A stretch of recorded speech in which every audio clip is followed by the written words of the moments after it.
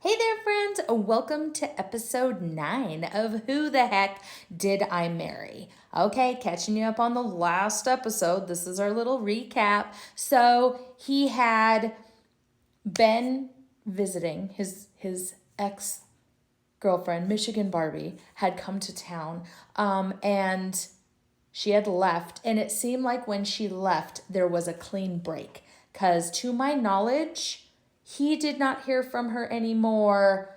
I was not aware of her anymore. So, to my knowledge, we had a very clean break from that, and he went on with me, and things were great. Up until I got an email from him basically saying that he knew that I was saving myself till marriage, but he did not understand that when I said that I was going to save myself till marriage, it meant that we were going to do nothing. Basically, putting pressure on me to do more. Now, I'll tell you, we were not doing nothing. At least in my mind, we were not doing nothing. And I was comfortable with where we were, but apparently he needed things to move a little faster. So, me being fairly inexperienced in relationships, I go to the closest female friend of mine, which is my brother's girlfriend. Again, like I said, we are still to this day super close.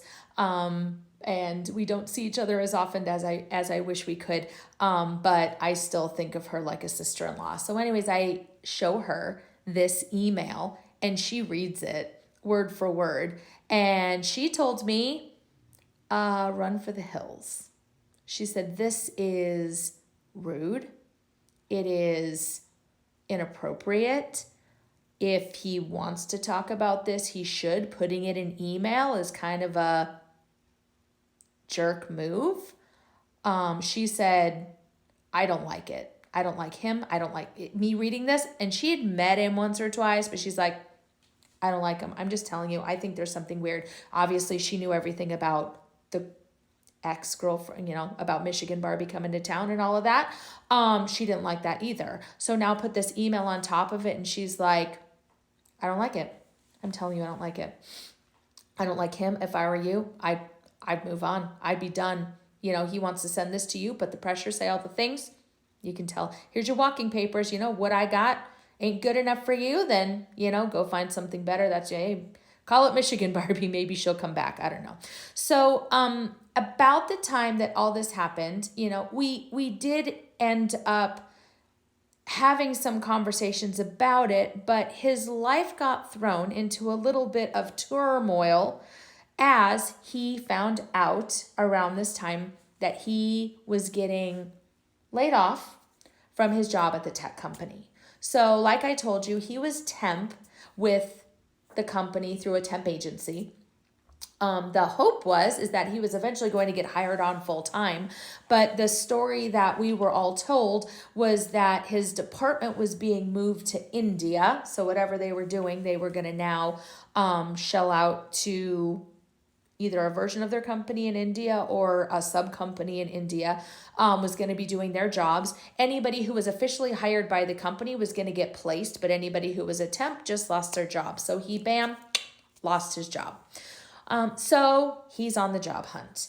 And this leads down the road to many, many jobs that we will talk about in the future. So tech company job number 1, okay? So it took him a little bit. Obviously, you've got to interview and everything else, but he ends up taking a job at a company that sells semi-tractor truck, the cab, the big semi trucks, not the trailers, just the trucks that pull. You know what I mean? Semi trucks. I forget what they call it, like the cab part of the semi truck. So he had worked in the car industry back in Michigan. You know that his dad had been working in the car industry for years. So he had worked in sales, he had worked in accounting in lots of different areas at different car dealerships. So he had got the job working at this semi truck dealership. And it was a small company, a small dealership. And the owner of the company and the number 2, who was the controller, of that office were both heavy smokers. And being that it was a very small company, not many employees, a very small office, it was like a 4-office building on the lot where the trucks were. And they all smoked in the building. Now, he was what I would call a social smoker, but it was like you're drinking and you have some smokes. And so even though he was a casual smoker at the time, being constantly around all that smoke, he would come out of work, first of all, smelling like he had, it smells like after you've been at a bowling alley. Back in the day when you could smoke in bowling alleys or bars, right? I mean, he came out of work just smelling horrible. And he often was starting to have like coughing issues, and he had had some asthma at some point in his life. Yeah, he was a casual smoker. He had asthma issues from time to time. It is very rare. And at this point in time, like working there, he worked there for maybe 3-4 weeks max, and he just could not handle it. Now, he left that job and then got another job at a company that rented storage spaces. Okay. So again, just names don't matter. So anyways, at this company, he was hired in an accounting role, and at end of month, which a lot of companies, when you get to the end of month, you've got to close the books for that month, and the sales and things like that is very important.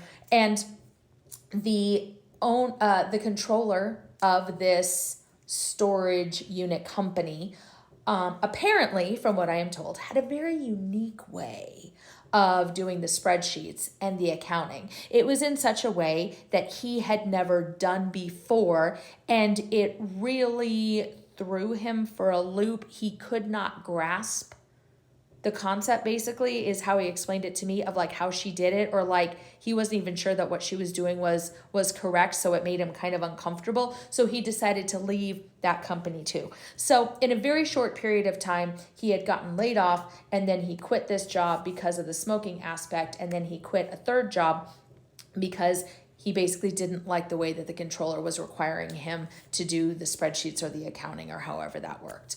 Okay.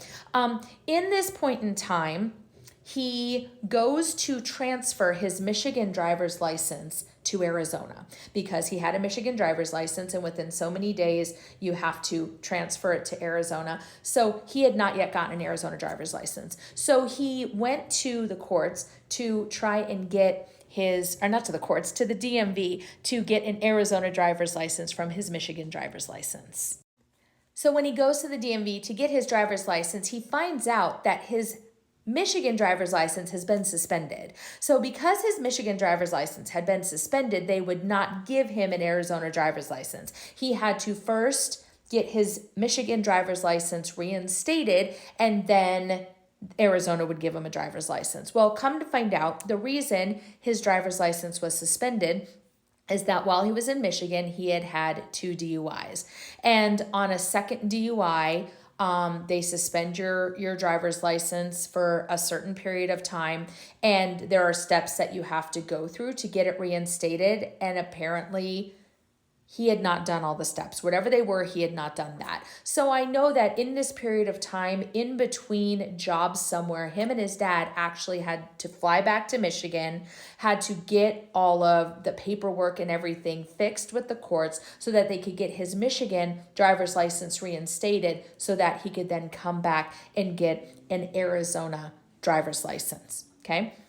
So when he comes back from getting this all done, he's then now looking for a new job again. And he ends up getting a job at an aftermarket 4-wheel and off-road vehicle part company. So they make all these parts for aftermarket on like quads or like, the four-wheel sport utes and trucks. But that job was short-lived, and I'll tell you about that in the next video.